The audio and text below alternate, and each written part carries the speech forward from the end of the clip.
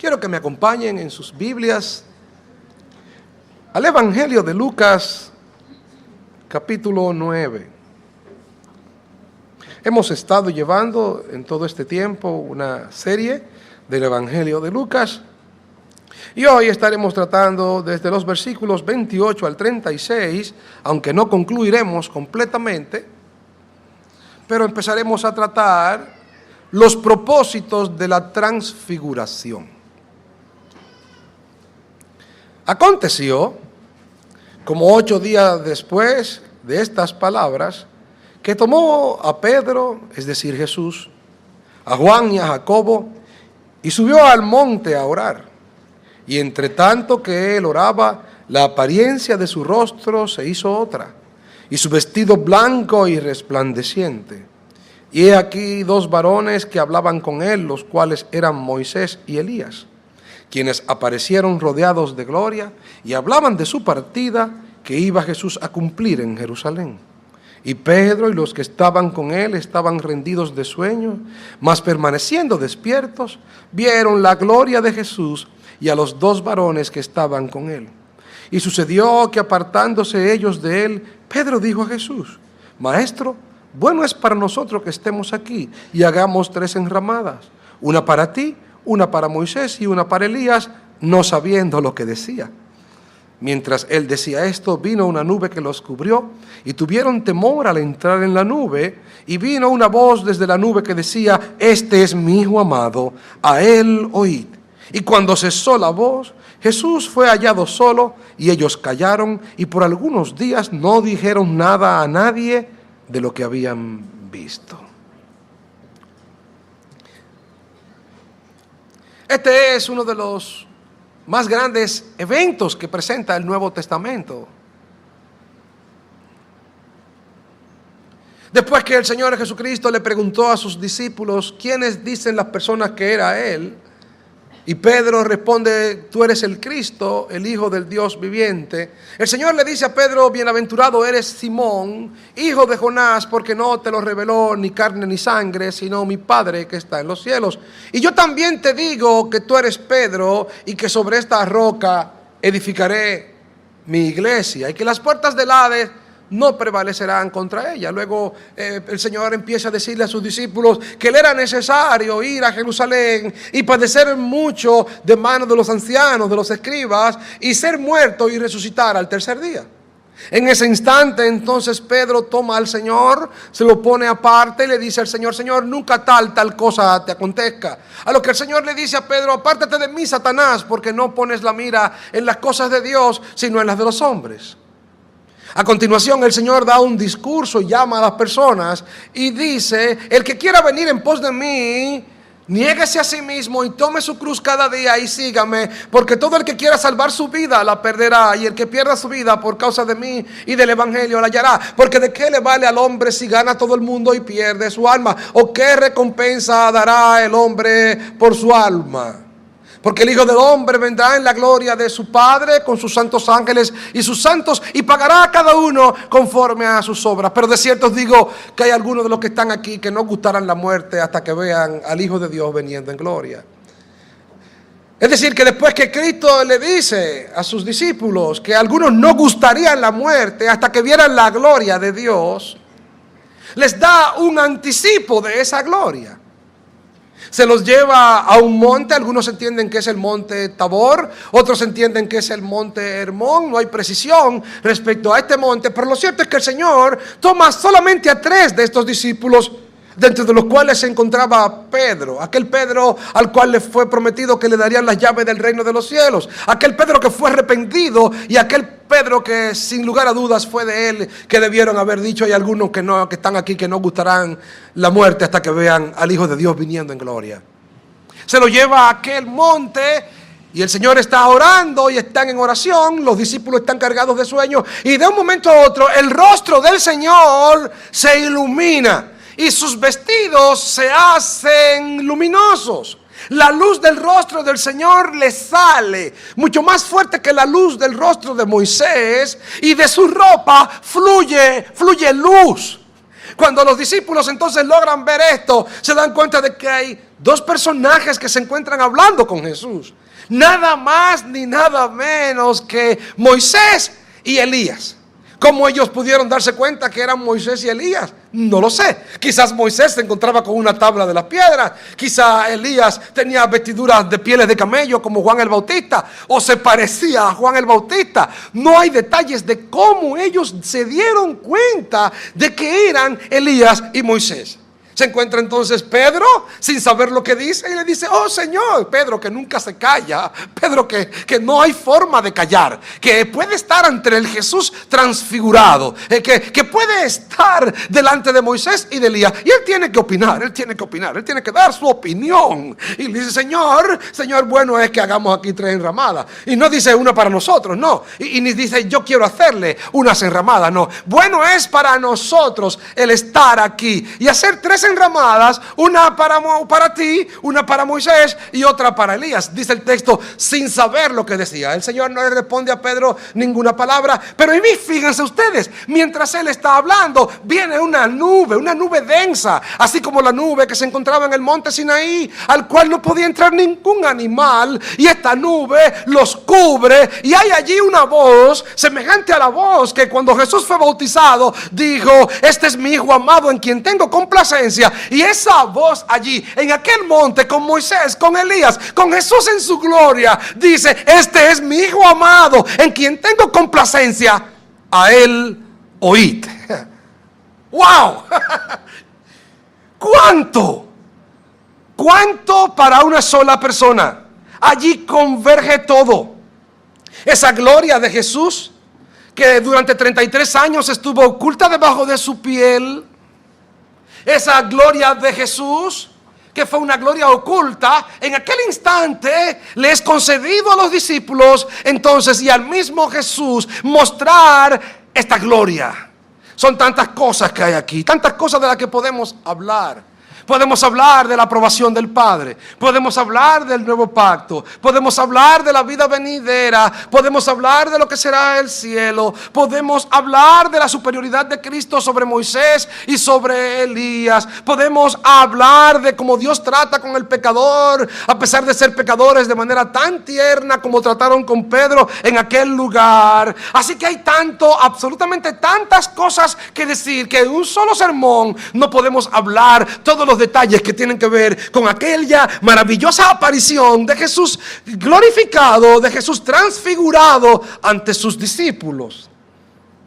2 de estos discípulos luego escriben. Juan escribe en Juan capítulo 1 versículo 14, cuando nos dice allí en el versículo 1: en el principio era el verbo, y el verbo era con Dios, y el verbo era Dios. Todas las cosas por él fueron hechas. Este Juan que estuvo allí en el monte, estaba tan impresionado con aquello que lo vivía recordando siempre, vivía hablando de ello siempre, hasta que dice en el versículo 14: y aquel verbo se hizo carne y nosotros vimos su gloria. Oiga, y vimos su gloria como del unigénito del Padre, lleno de gracia y de verdad. Lo dice Juan también en su primera carta, en 1 de Juan: lo que hemos visto con nuestros ojos, lo que hemos contemplado, lo que hemos palpado tocante al verbo de vida, porque la vida fue manifestada.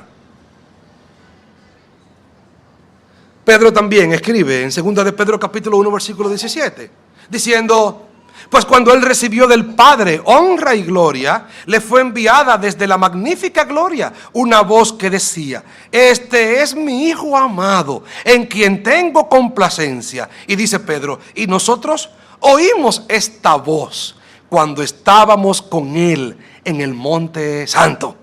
Quedaron impresionados para siempre. Personas que estaban tan preocupadas si serían el primer ministro, personas que estaban tan preocupadas si ellos se sentarían en los 12 tronos de Israel. En un solo instante, cuando Jesús les descubre, le quita un poco de su piel y les muestra su gloria, de ahí en adelante estas personas ya prácticamente estaban preparadas para estar dispuestos para morir por el Señor.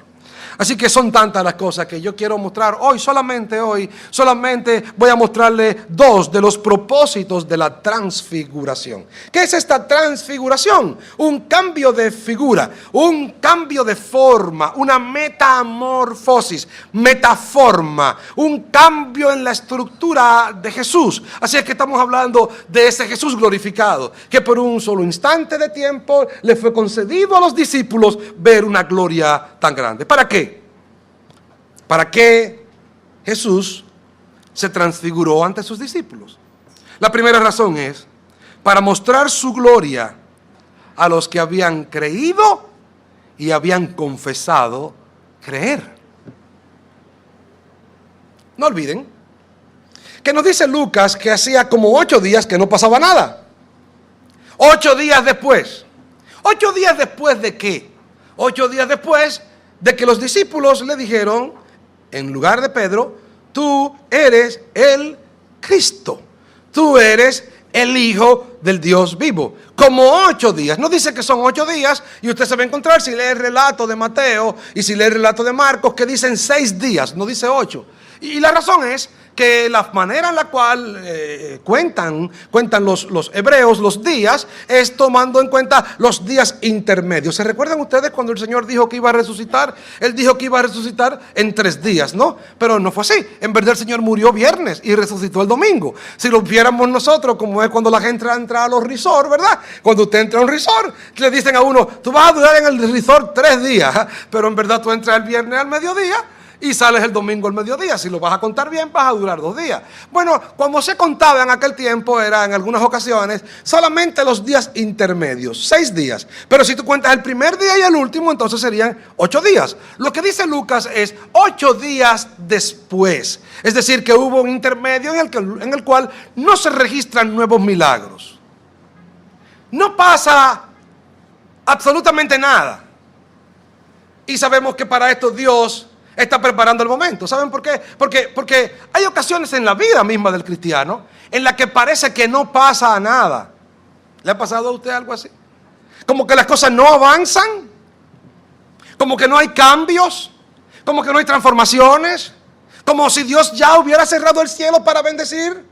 Y de un momento a otro entonces Dios viene y abre las puertas del cielo y viene como un tsunami sobre ti, una gran cantidad de bendiciones y promesas de Dios y asuntos de Dios en tu vida personal y espiritual, que tú dices, wow, ¿y cuándo fue que Dios tenía todo esto preparado para mí? Así ocurre en este texto. Vemos que no pasó nada en todos estos días, pero se estaba preparando algo maravilloso, algo extraordinario. Estos discípulos habían reconocido que Él era el Cristo, el Hijo del Dios viviente. Y ahora, bajo esta fe, bajo este reconocimiento, lo que hace Cristo es que le muestra su gloria a aquellos que le reconocen como el Cristo, el Hijo del Dios viviente.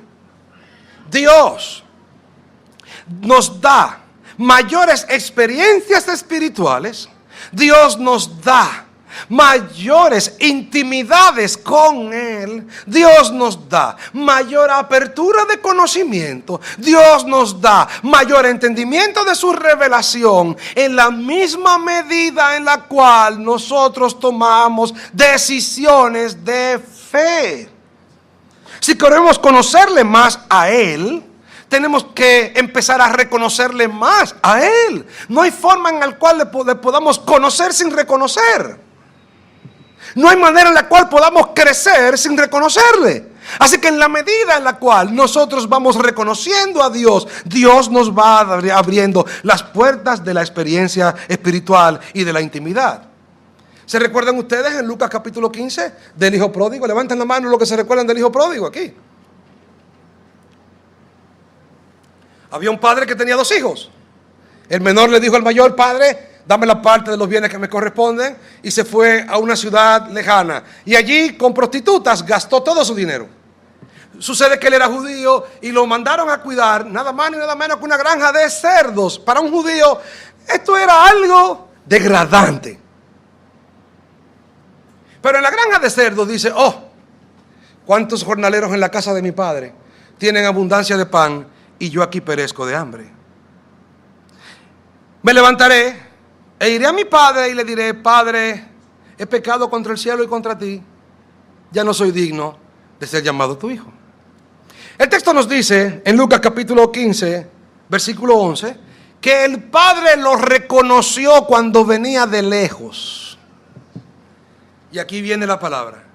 Y el padre corrió a él.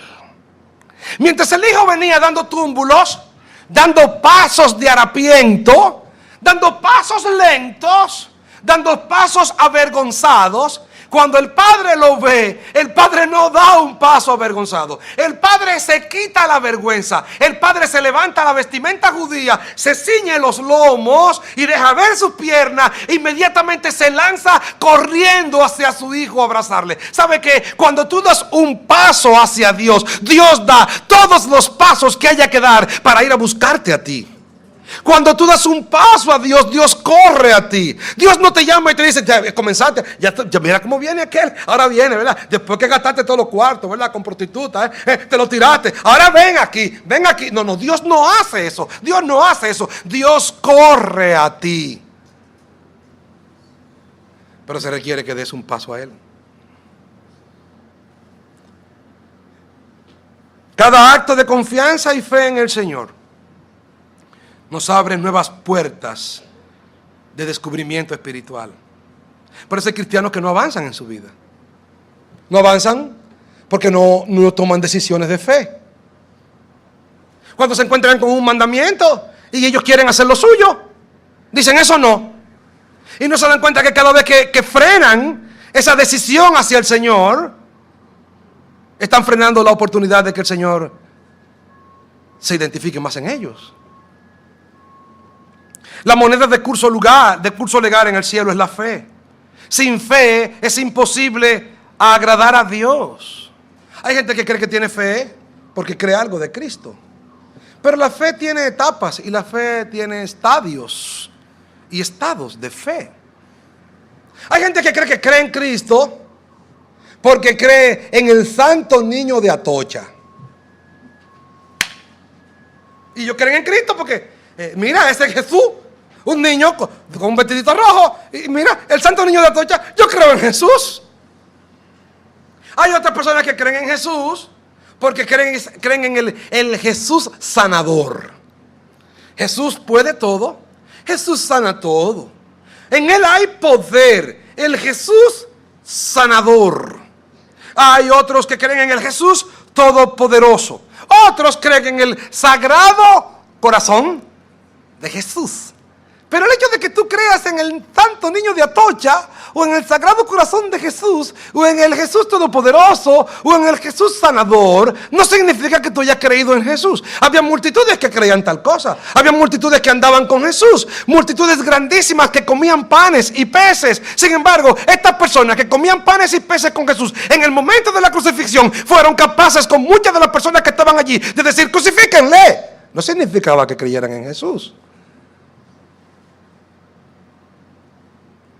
El mismo Señor se voltea y les dice, ustedes me siguen no porque creen en mí, sino porque se comieron los panes y los peces. Hay personas que creen en Jesús porque saben que cuando oran, Dios les concede algunas cosas. Y de hecho las iglesias están repletas de gente que va a la iglesia buscando empleo y le piden a Dios que le dé un empleo. Los mensajes están todos girando alrededor de empresas. De verdad, estoy cansado de escuchar pastores hablando tanto de empresa. Y que la empresa de tal, y si yo piso la empresa, el pastor, la empresa va a progresar. Y el desayuno empresarial, y todo gira en torno a la empresa. El Dios de la empresa, el Dios de la comida, el Dios del arroz con habichuela, el Dios de la carne de pollo. Todo gira en torno a aquello. Y el hecho de que tú creas que Dios da estas cosas no significa que tú creas en Cristo. Para nada. No es lo que Cristo haga, es quien Cristo es. Y Él es el Hijo del Dios viviente. Él es el Rey de Reyes y Señor de Señores. Él es el Salvador, el bendito prometido desde antes de la fundación del mundo. Él es el Verbo de Dios encarnado, el Alfa y el Omega, el principio y el fin, el pan de vida, el que estuvo muerto y he aquí que vive. Él es la luz del mundo. Él es la puerta en el redil por el cual hay que entrar. Él es el que es. Él es el todopoderoso. Él es el único digno de adoración, el único digno de veneración y el único digno de que los hombres le alaben, le bendigan y le adoren. Si no reconoces esto, aunque Él te haga un milagro, aunque Él te dé pan, aunque Él te dé comida, tú no has creído verdaderamente en Cristo. Porque el que cree en Cristo es porque cree que Él es el Hijo del Dios viviente, el Señor creador del universo, el Verbo encarnado, el único digno de alabanza. Único digno de alabanza. No es ideas vagas acerca de Jesús. En Romanos nos dice: si confesares con tu boca que Jesús es todopoderoso, no, que Jesús da pan, no, que Jesús sana, no, si confesares con tu boca que Jesús es el Señor y creyeres en tu corazón que Dios le levantó de los muertos, serás salvo. Él es el Señor del universo.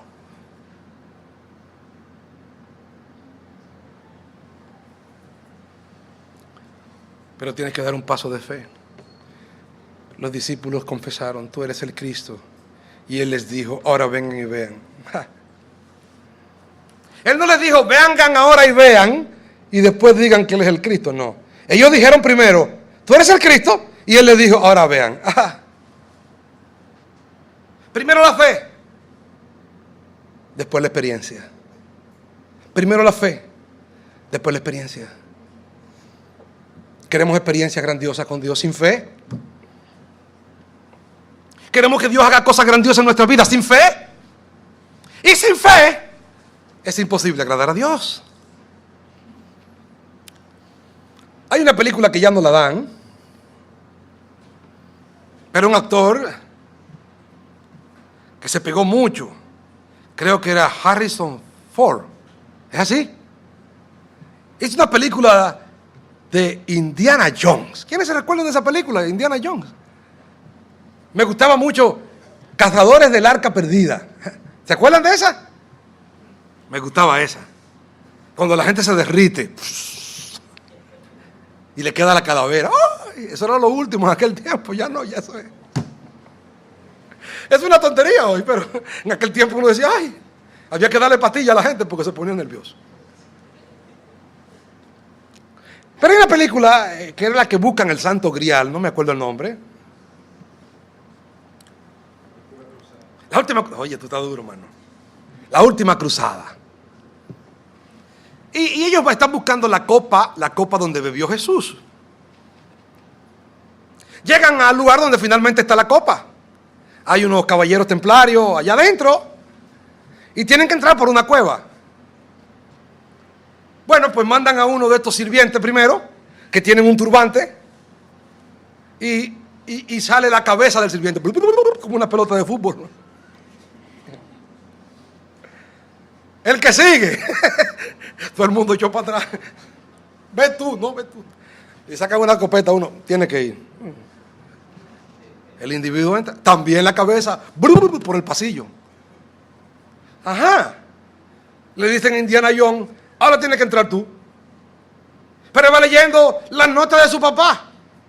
Solo el hombre penitente podrá pasar. Solo el hombre penitente podrá pasar. ¿Cómo anda un hombre penitente? De rodillas. Y se pone de rodillas y una cuchilla le pasa por la cabeza. ¡Shop!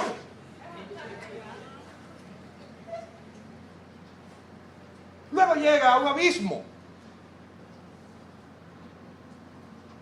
Y se ve allá tan profundo. Y al otro lado está la puerta. Y decía algo como esto: solo el hombre de fe podrá pasar. Y cuando él está allí, como el hombre de fe, un paso de fe, cuando va a dar el paso de fe, que va a caer en el abismo, un puente de cristal en el pie. tomó unas piedrecitas, las tiró y logró pasar. Tremenda ilustración. Primero la fe. Primero tienes que dar el paso de fe. Primero tienes que creer. Si quieres ver cosas grandes de Dios, tienes que creer. Tienes que creerle a Dios. Tienes que confiar en Dios. Y Dios va a hacer cosas grandiosas en ti. Pero tienes que creer. Así que lo primero por lo cual el Señor se manifestó a sus discípulos es para confirmar esa fe que ellos tuvieron y abrirle a una nueva intimidad. Pero en segundo lugar, hay otra razón. Allí se encontraban 3 personajes. Moisés, 2 personajes, y Elías. Y es interesante Moisés y Elías. Me encantan Moisés y Elías. Elías es un profeta del Antiguo Testamento que no se murió.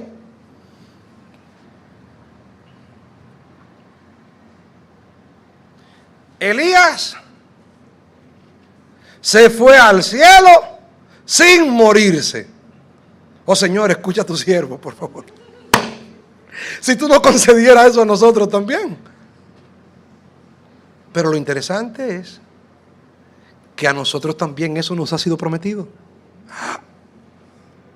No. Sí. Vean ustedes Segunda de Reyes 2:11, lo que le pasó a Elías.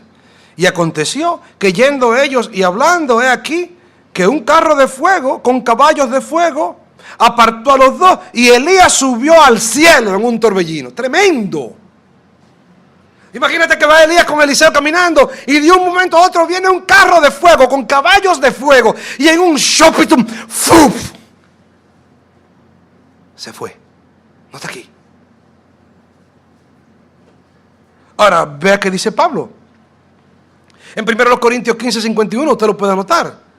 Dice Pablo, he aquí os digo un misterio.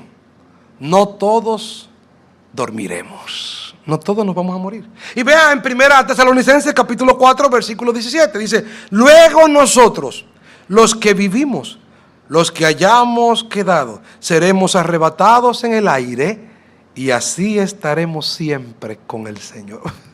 Oh.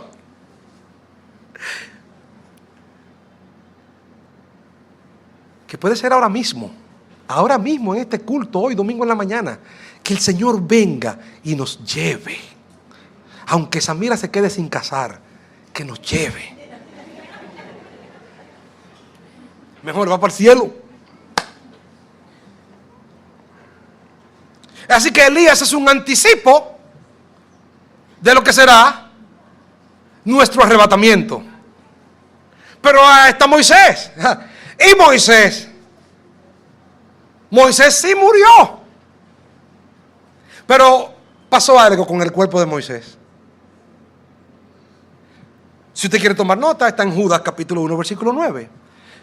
Pero cuando el arcángel Miguel contendía con el diablo, disputando con él por el cuerpo de Moisés.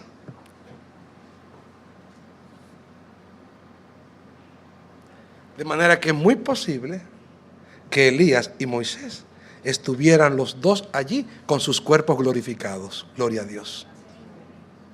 ¿Cómo? Dije muy posible.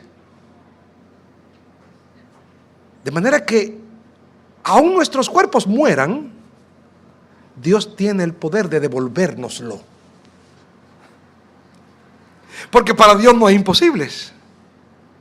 Así que estas personas estaban en el cielo. Póngase usted a pensar. Allí estaba Pedro triste posiblemente porque el Señor iba a morir y él no iba a ser primer ministro. Allí estaban los demás discípulos pensando que ellos iban a ser secretarios de deporte o dueños del tesoro o iban a manejar el dinero.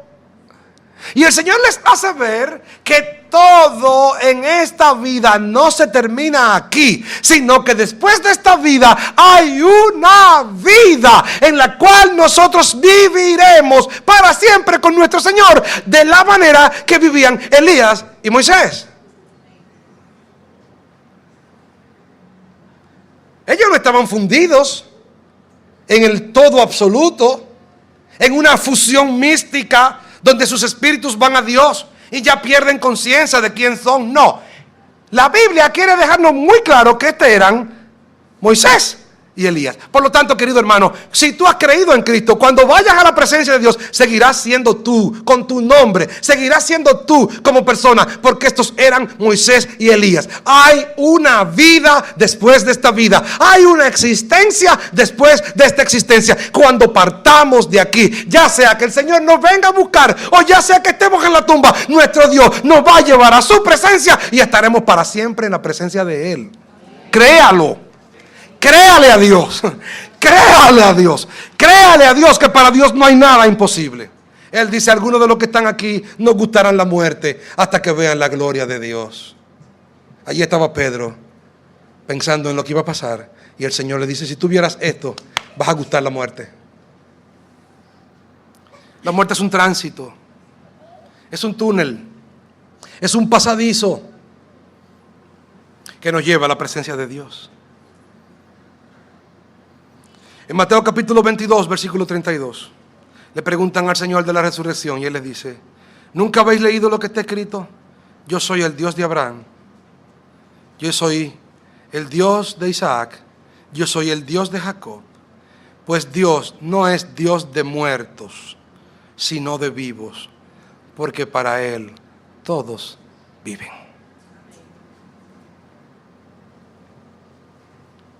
Si yo muriera, Dios dejaría de ser mi Dios.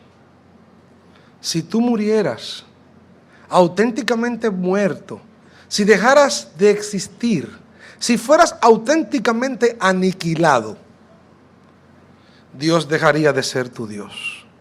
Pero si Dios dejara de ser tu Dios, Él incumpliría su promesa, porque su promesa es esta: yo seré tu Dios y tú serás mi pueblo. Nada detendrá ese amor. Observa la palabra que le dice a Pedro: ni las puertas de la muerte van a poder destruir este amor, ni las puertas de la muerte van a poder separarnos, porque ni la muerte, ni la vida, ni ángeles, ni principados, ni lo presente, ni lo porvenir, ni lo alto, ni lo profundo, ni ninguna otra cosa creada nos podrá separar del amor de Dios que es en Cristo Jesús. Hermano mío, cuando partas de aquí, va a la presencia del Señor. ¡Gloria a Él! ¡Gloria a Él! Esto está aquí para consolar. Ese día vamos a estar sin saber lo que decimos. Ay, Señor, bueno es para nosotros quedarnos aquí. Pedro se le olvidó que tenía una suegra. Pero ya suegra, Pedro, que se resuelva ella. Pero Pedro, hay unos barcos que tú tienes, una compañía de barcos con redes allá abajo, en el mar de Nazaret, en el lago de Nazaret, y del mar de Galilea, y tú pescas muchísimo ahí, y te estás haciendo rico. Me quedo aquí. Pero mira, Pedro, tú eres un hombre que vas a tomar prestigio cuando sea primer ministro. Me quedo aquí. ¿Saben por qué, hermanos? Porque estar ante el Cristo glorificado es la más maravillosa experiencia, lo más extraordinario, lo más bueno que a un ser humano le pueda ocurrir por toda la eternidad. No hay nada más bueno. Es algo tan grandioso que tú vas a hablar, vas a ser tú y vas a estar en un éxtasis tan extraordinario que hasta las cosas que dicen parecerá que no tienen ni sentido en algún momento dado. Es algo demasiado grande, hermanos.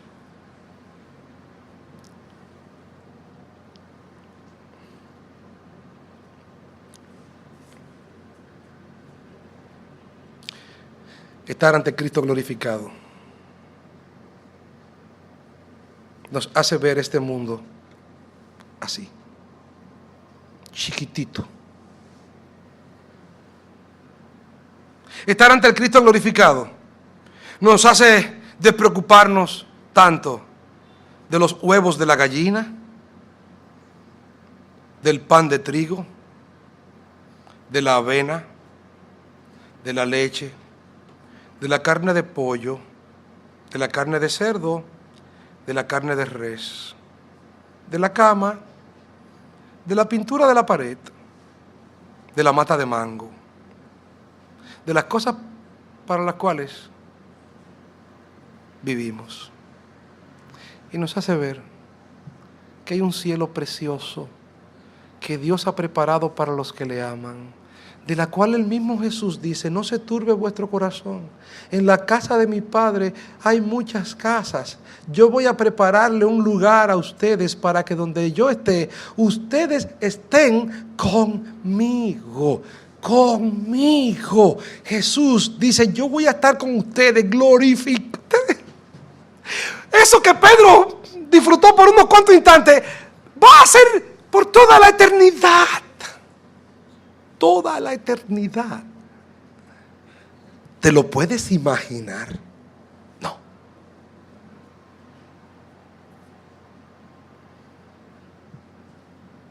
El Señor dice al Padre: Padre, a los que me has dado, yo quiero que estén conmigo. ¿Para qué? ¿Para que patinen en el cielo? No, para que vean mi gloria. Suficiente.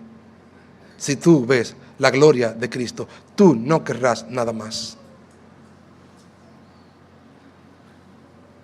Así es que la transfiguración fue para que vieran a Cristo glorificado. El propósito de nuestra vida es vivir para la gloria de Dios. Todo lo demás se va a desvanecer, amigo mío. El auto, la casa, la ropa, los viajes, las extensiones de cabello, las piernas postizas, la lipo, los viajes, la cuenta bancaria, los saquitos, ropita, la telita, la camita, el carrito, el barquito, la casita de la playa, se queda. Se queda. Si tú pudieras ver un poco la gloria de Cristo, si pudieras ver un poco al Cristo de las Escrituras, ya esas cosas no serían tan importantes para ti. Ya no te llenarían tanto. Y pudieras decir, como termina la Biblia: sí, ven, Señor Jesús. Ven, ven, ven, ven, Señor.